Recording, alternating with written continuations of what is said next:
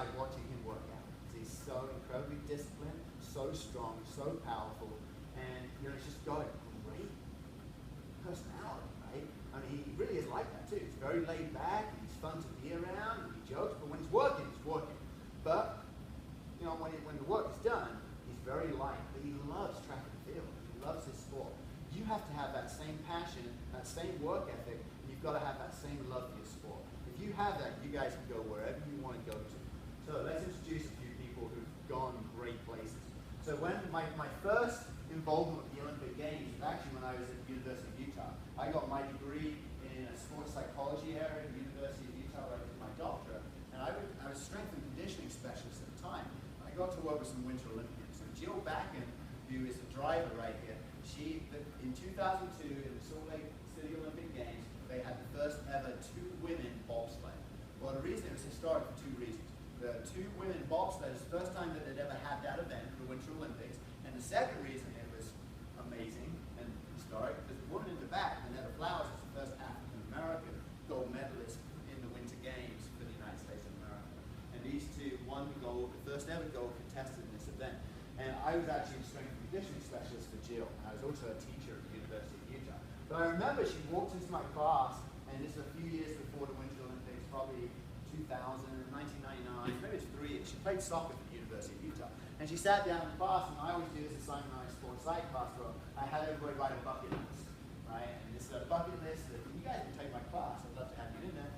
So, but in my sports psych class, I have you write goals.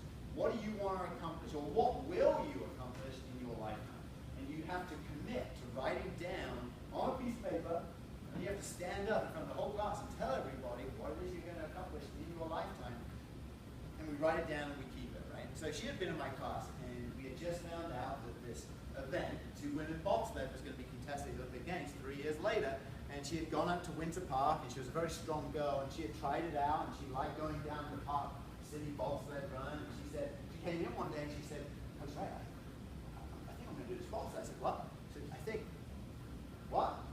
And then she got onto it. She said, I'm going to bobsled." And I said, "Great." And she said, "I'm going to qualify, I'm going to be on the 2 women bobsled team." I said, "Absolutely, let's do it." And so in the winter, she would train in Park City, and in the summer, I would get to work with her in the weight room on the track. But she created that vision for herself 3 years before the 2002 Olympic Games. Well, history comes along, and 3 years later, she goes on and wins that first gold medal. Let's talk about a couple of the Olympic athletes and professional athletes that come out of here, right? So I want you guys thinking, hopefully all of you are thinking about being the very best in your sport. Well, being the very best in your sport means that maybe there's a level of play even beyond Lindenwood. And if you strive for that, you can't help but be successful while you're here, right? So you guys will recognize a few of these, I'm sure. So Andrew Helmick. Andrew also, before I went to Hong Kong, I went to Hong Kong to live in 2010. I lived there until 2013. So the semester before I went out to Hong Kong, Andrew was in my sports psych class. And I remember he came up to me in class, and he was writing his bucket list. And right on top of his bucket list, he had playing the NFL. And he said to me, "Coach, I feel a little embarrassed to put this down." I said, "Why?" He said, "Because that was when we were in NAA school too." And he said, "Well, Linda was in NAA school. NAA schools never get a look. And you said to try to put stuff down and to be realistic." And I turned, I was right now, and I said, "Andrew, is this a realistic goal for you to play in the NFL?" And he said, "Well, that's what I've dreamt about my whole life." And I said, "Why would you take it off your list then?" He said, "Okay."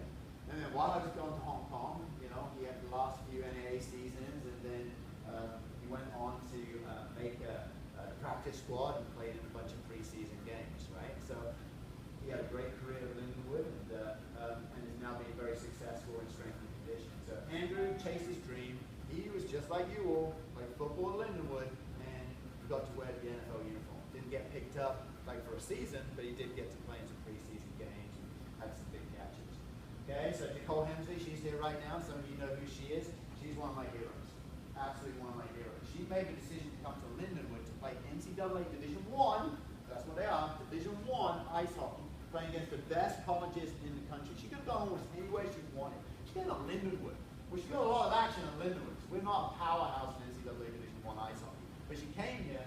She now owns the NCAA Division I record of 4,094 career saves. Nobody in the history of the NCAA has more career saves than she did. And she's now just won 2 World Championship gold medals in ice hockey as the keeper. She played played every single game in the recent World Championships, and she's now, I'm not sure if you heard this, she's just been announced to the squad for next year's Olympic Games. And she is one of your peers. She is just like you, just a regular student at Lindenwood who had a goal, who had a dream, who decided to use attention, intention, and motivation to be the very best athlete she could possibly be. Now she's going to be playing in the Olympic Games. She's already got 2 world titles. Pretty cool, right? You're starting to see a picture here? I'm going to hopefully have you guys leave this room thinking bigger, better, stronger, faster, and excited about what we're going to be doing this year. So, you probably know Brian, right? Okay? So Brian was also one of my sports science students. In fact, he was my very first class I taught at Lindenwood. But he had a 5-year career in the NFL, played for the Cleveland Browns, got 75 career tackles in the NFL. Just a warrior. You know, nobody was going to talk him out of his dream of playing in the NFL. Some people said maybe he wasn't strong enough, maybe he wasn't fast enough, but he just refused to lose. He refused to listen to anybody, and he got his dream, right? So another athlete. These are just Lindenwood students, ladies and gentlemen. There's nothing special about these guys other than they had some talent and they had a dream, and then they did everything they could to make sure that dream happened. So Morgan, she was one of our students in exercise science. Morgan graduated just last year. Morgan came to my classroom and said that she wanted to be an Olympian. I said, that's not enough. She said, what do you mean? I said, you can't want it, you've got to live it. She said, okay, well, I'm going to live it. I'm going to be an Olympian. I said, that's better, right? So she won a world championship in 2016, which automatically qualified her to make the American team for the Olympic Games. She went on to Rio this past year, made the final in Rio, and was 1 play target away from a medal. Just a Lindenwood student, came here to go to school, but decided that she was going to do something significant in her sport. Now, understand that she committed hours and hours and hours and hours of training to this dream of being an Olympic athlete. You're not going to be handed a national championship, right? You're not going to be handed a gift of playing in the NFL. You're not going to be handed a chance to play the Olympic Games. You've got to work for it. And that's what I hope that you guys are hearing right now, because the work does start in the off-season. But Morgan, again, she's one of my heroes too. Real young, she's going to get a chance to go to many more Olympic Games. Yeah? So it's somebody some of you might be familiar with too. So is the only, I believe, tell me if I'm correct, I'm not sure, isn't he the only, I know we've had several athletes that made practice squads, but he's the only athlete ever to get drafted in the NFL. Would that be correct? I think that is correct, right? So Cleveland Browns, 4th round pick, number 127 overall, which again for an NCAA Division II athlete is absolutely stunning. But again, his work ethic. He made so many sacrifices to put him in the position to even get drafted. He did not get there without a lot of hard work. So his 25 career interceptions, second most in conference history, ranked in top 10 in Division II history, a phenomenal athlete. A couple more, and then we'll move on. Just recently, you guys are a team, right? Not everybody on the football team is going to go play in the NFL or Canadian Football League or whatever, right? But you are a team, and you live as a team, you die as a team, you succeed as a team, you fail as a team. Hopefully there's a lot more success as a team. Well, these teams are 2 of your peer groups right here. So we had the baseball team that just had the most successful season in the history of Lindenwood University. Had over 32, 33 wins, was 1 game away from making it to the final game to contest for a national title. Unbelievable. Won the conference, and they were seeded to only finish maybe 7th or 8th in the conference, and they actually won the conference. I mean, it had an incredible year. But again, nobody handed that to them. They had to work really, really hard for it. And that means everybody on that team made a commitment to one another to be the best team they could be. So they now have something which I want for you all. They had a record of going down in history right now as being the most successful baseball team in the history of Lindenwood University. That's pretty cool, right? You know, they're sleeping well at night right now this summer with their time off. They're loving that. And these girls right here, even though the girls, women's lacrosse team, won 1 goal away from making the national championship game this year. I mean, they just were incredible. Were ranked number 1 for most of the season. Had a great season. Still more wins than they've ever had before. So even though they didn't quite get there, they're going to. The most successful women's lacrosse team that's ever been at Lindenwood University. And hopefully you're thinking about, am I committed to help my team be the most successful team that Lindenwood University's ever had? You've got it, guys, you've got it set up for you. You really do. You've got an incredible strength and conditioning staff. You've got an incredible athletic training staff. You've got an amazing football staff. Now, it's up to you. Are you going to take advantage of those opportunities, those resources, and be more today than you were yesterday, and more tomorrow than you are today? All right, last one. Recognize good old Connor, right? So, what a career. And what's great about Connor is, I don't know if I've met a football player at Lindenwood ever. I've been here over 10 years. That just loved playing more than he did. He would gladly play offense, defense, special teams, and be on the field the whole time and never come off. I mean, he loved it. I mean, he's a kicker too. I mean, crazy. I think he was 12 for 12 with PATs. He never missed a PAT. I mean, that's pretty intense right there. But as a linebacker.